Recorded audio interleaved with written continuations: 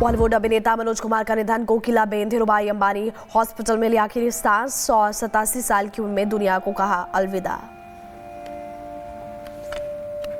अपनी देशभक्ति फिल्मों के लिए जाने जाते थे मनोज कुमार। भरत कुमार के नाम से भी जानते थे उन्हें लोग।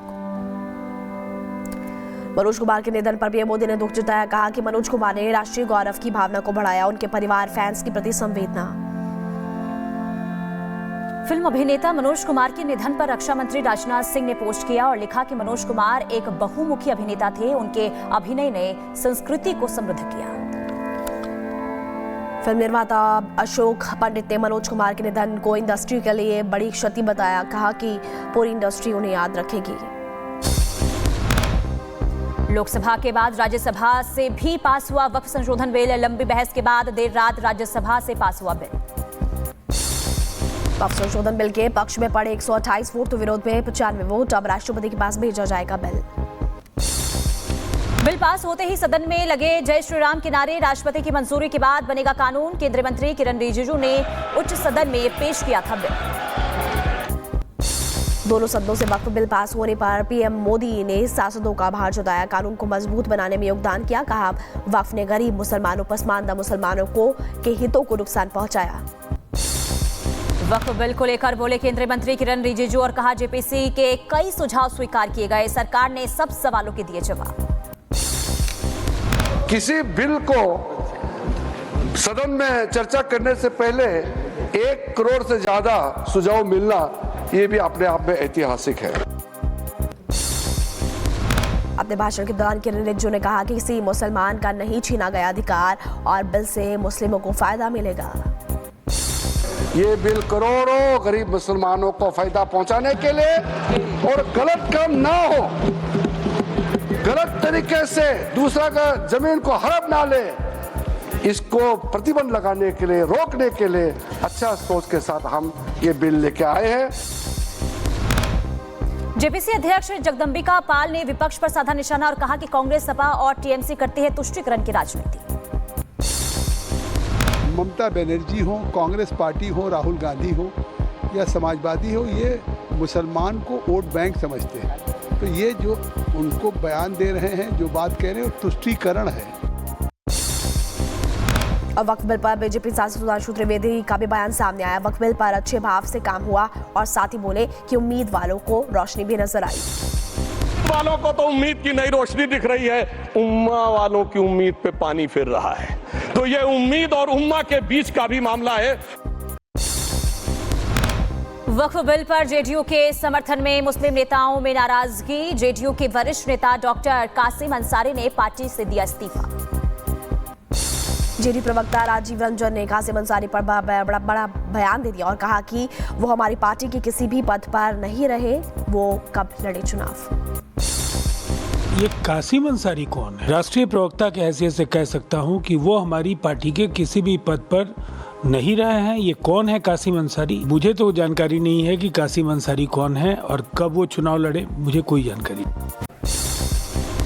वक्फ संशोधन बिल पर बोले गोंडा से पूर्व बीजेपी सांसद बृजभूषण शरण सिंह। विपक्ष पर साधा निशाना। बोले हर मुद्दे पर राजनीति करता है विपक्ष।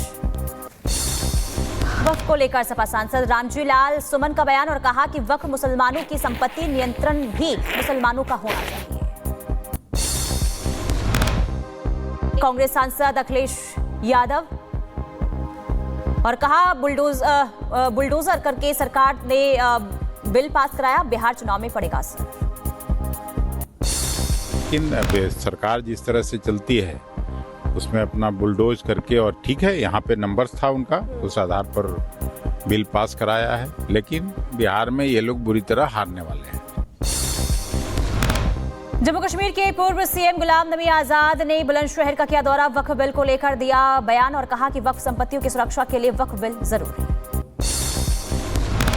वक्फ संशोधन बिल पर बोले कथावाचक देवकीनंदन ठाकुर और कहा कि तथाकथित सनातनियों के असली चेहरे आए सामने। जब भी सनातनियों के अधिकारों की बात हुई, इन लोगों ने किया किनारा। और उनका पक्ष लेने वाले हिंदू नेता हैं। एक भी मुस्लिम नेता ने यह नहीं कहा कि सनातन बोर्ड बनाओ, लेकिन कितने हिंदू नेता हैं जो कह रहे हैं कि वक्फ बोर्ड बचाओ। वक्फ बिल को लेकर सीएम ममता बनर्जी का बड़ा बयान, कहा बीजेपी सरकार के हटने पर नया संशोधन लाएंगे, देश को बांटने के लिए लाया गया है वक्फ संशोधन विधेयक। संसद में वक्फ संशोधन बिल पास होने पर अलीगढ़ में जश्न का माहौल, मुस्लिम समुदाय के लोगों ने पीएम मोदी का जताया आभार। लखनऊ में हिंदू संगठन ने वक्फ बिल का स्वागत किया और आज मिठाई बांटकर जश्न भी मनाया। वक्फ संशोधन बिल को लेकर यूपी के मुरादाबाद में बढ़ी सुरक्षा, पुलिस ने बाइक पर की गश्त और लोगों से शांति व्यवस्था बनाए रखने की अपील की गई। और बिल को लेकर यूपी के बलिया में बढ़ाई गई सुरक्षा, कई जगहों पर पुलिस ने किया फ्लैग मार्च, तो लोगों से शांति बनाए रखने की भी मांग की है। वक्फ बिल को लेकर हरिद्वार के मंगलौर में जोरदार प्रदर्शन हुआ, मुस्लिम समुदाय ने जताई नाराजगी, कई प्रदर्शनकारियों को हिरासत में लिया गया। वक्फ बिल को लेकर झांसी में अलर्ट मोड पर प्रशासन और मुस्लिम इलाकों में मार्च निकाला गया, पुलिस ने स्थानीय लोगों से बातचीत भी की। भोपाल में आज जुमे की नमाज और वक्फ बिल को लेकर तनाव, विरोध प्रदर्शन के आसार। पीएम मोदी के थाईलैंड दौरे का दूसरा दिन आज भारत और म्यांमार के बीच हुई द्विपक्षीय बैठक। थाईलैंड में आज बिम्स्टेक सम्मेलन में शामिल होंगे पीएम मोदी, चीन, पाकिस्तान और बांग्लादेश के नेता भी होंगे शामिल।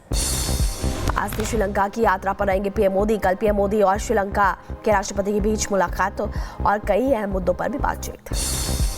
आज छत्तीसगढ़ के दौरे पर रहेंगे केंद्रीय गृह मंत्री अमित शाह, पंडुम महोत्सव समापन कार्यक्रम में वो शामिल होंगे, एंटी नक्सल ऑपरेशन की रिपोर्ट लेंगे।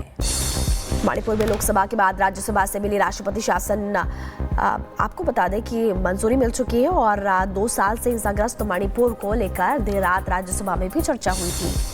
अमित शाह ने अपने भाषण में कहा, किसी पार्टी ने सरकार बनाने का दावा पेश नहीं किया तो लगाया गया राष्ट्रपति शासन।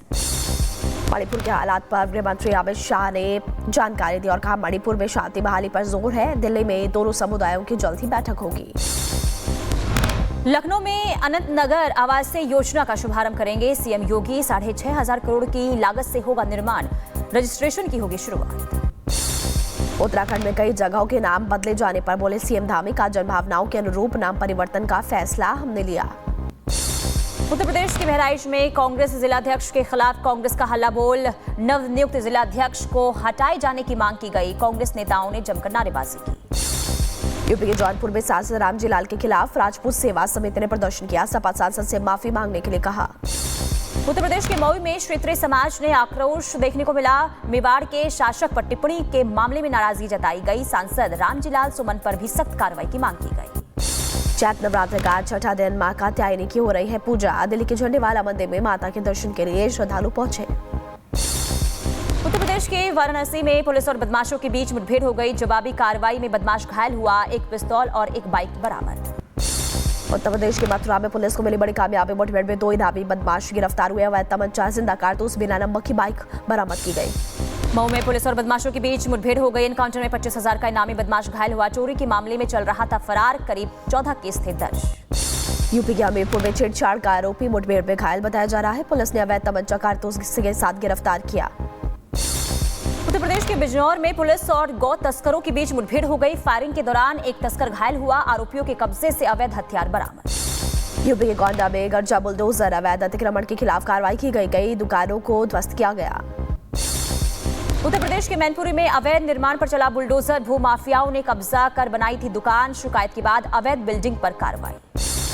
उत्तराखंड में अतिक्रमण हटाओ अभियान जारी है, अतिक्रमण हटाने के बाद चंपावत में भारी हंगामा भी हुआ और एसडीएम ने मौके पर कमान भी संभाली। उत्तर प्रदेश की बदायूं में पुलिस ने किया फ्लैग मार्च, पुलिस बल के साथ एसएसपी ने भी पैदल गश्त की। मणिपुर के इम्फाल में यौन उत्पीड़न पर जागरूकता कार्यक्रम का आयोजन किया गया और मणिपुर स्टेट पावर कंपनी की तरफ से कार्यक्रम का आयोजन किया गया। उत्तर प्रदेश के कुशीनगर में पुश्तैनी जमीन पर कब्जा पाने को लेकर अनशन पर बैठे लोग, लेखपाल पर लगाए गंभीर आरोप, लेखपाल को निलंबित करने की गई मांग। झारखंड के बोकारो में नौकरी मांग रहे विस्थापितों पर लाठीचार्ज हुआ और झड़प के दौरान की मौत भी हो गई, 3 लोग घायल बताए जा रहे, इलाके में तनाव। मैनपुरी में युवक ने अवैध असलोहों के साथ वीडियो बनाकर पोस्ट किया, रील बनाकर हवाबाजी करता था युवक, कर रहा था और इसके बाद पुलिस जांच कर रही है। रायबरेली रेल कोच फैक्ट्री ने बनाया रिकॉर्ड, 1 साल के अंदर तैयार किए 2025 रेल कोच, फैक्ट्री ने अपना पिछला रिकॉर्ड भी तोड़ दिया। मुंबई में ड्रोन हॉट बैलून उड़ाने पर बैन लगा दिया गया है। वीवीआईपी लोगों को निशाना बनाए जाने का खतरा है। पुलिस ने 1 महीने के लिए प्रतिबंध लगाया। बॉलीवुड के सबसे बड़े एक्शन सुपरस्टार सलमान खान और ऋतिक रोशन के पहली बार माउंटेन ड्यू के एक नए विज्ञापन में वो दोनों साथ नजर आए, जिसमें डर के आगे जीत है की भावना को दर्शाया गया है। विज्ञापन में दिखाया गया कि कैसे साहस और एकजुटता के साथ हम जीवन की किसी भी चुनौती को पार कर सकते हैं।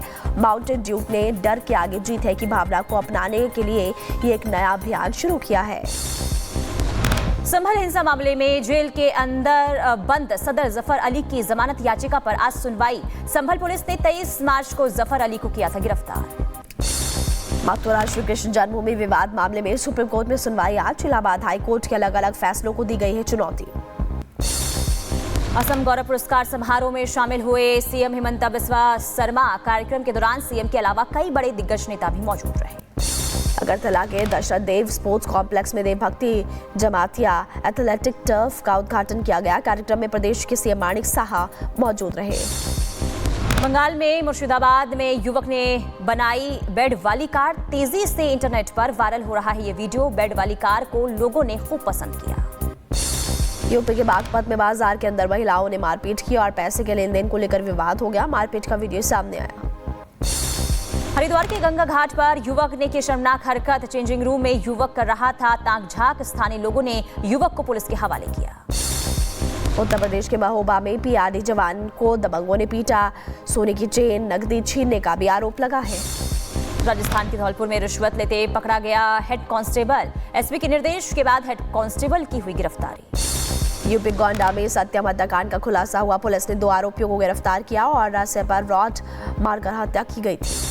उत्तर प्रदेश के सीतापुर में बेटी की शादी से पहले घर में चोरी हुई। नकदी सहित 7 लाख के जेवर लेकर फरार हुए चोर। चोरों की तलाश में जुटी पुलिस। उत्तर प्रदेश के लखीमपुर में पुलिस की बड़ी कार्रवाई।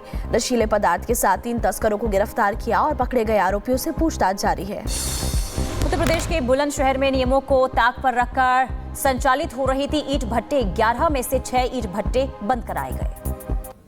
यूपी के अम्बेडकर नगर में दुकानदार और साधु को पीटने वाला आरोपी गिरफ्तार हुआ। आरोपी सद्दाम पर दर्ज कई संगीन केसेस। उत्तर प्रदेश के कानपुर में पुलिस के हाथ लगी बड़ी सफलता। बदमाश अमन कटियार को गिरफ्तार किया गया। बदमाश के कब्जे से अवैध हथियार बरामद। पंजाब के बठिंडा में महिला कांस्टेबल के पास से हेरोइन बरामद की गई। महिला कांस्टेबल को बर्खास्त किया गया। गिरफ्तारी भी की गई है।